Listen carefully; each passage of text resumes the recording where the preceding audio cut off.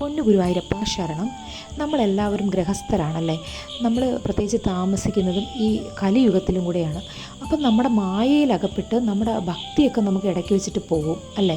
അപ്പം ഈ ഭൂമിദേവി ഭഗവാനോട് ചോദിക്കുന്നുണ്ട്, ഭഗവാനെ ഈ പ്രാരാബ്ദങ്ങളിൽ അകപ്പെട്ട് പോയവന് എങ്ങനെയാണ് ചാഞ്ചല്യമില്ലാത്ത ഭക്തി ലഭിക്കുക എന്നത്.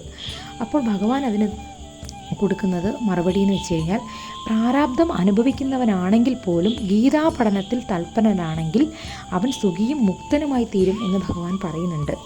ഗീതാ പുസ്തകം ഉള്ളിടത്തും ഗീതാ പഠനം നടക്കുന്നിടത്തും പുണ്യനദികളുടെ സാന്നിധ്യമുണ്ട്.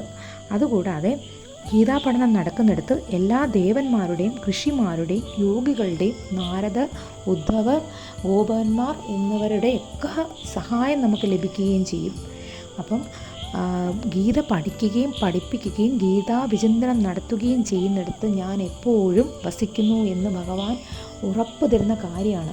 അപ്പം നമ്മുടെ എല്ലാ വീടുകളിലും ഒരു ഭഗവത്ഗീത ഉറപ്പായിട്ടും ഉണ്ടാവുകയും വേണം. നമ്മളത് ദിവസവും പാരായണം ചെയ്യുകയും ചെയ്യണം. ഈ ഭഗവത്ഗീത എന്ന് പറയുന്നത് ഭഗവാനാണ്, ഭഗവാന്റെ വാക്കുകളാണല്ലേ. അപ്പം അത് എന്നും നിർബന്ധമായും നമ്മൾ എല്ലാ ദിവസവും ഗീത പാരായണം ചെയ്തു കഴിഞ്ഞാൽ നമ്മൾ ഒരു ബന്ധങ്ങളിലും നമ്മൾ വിട്ടുപോവുകയില്ല.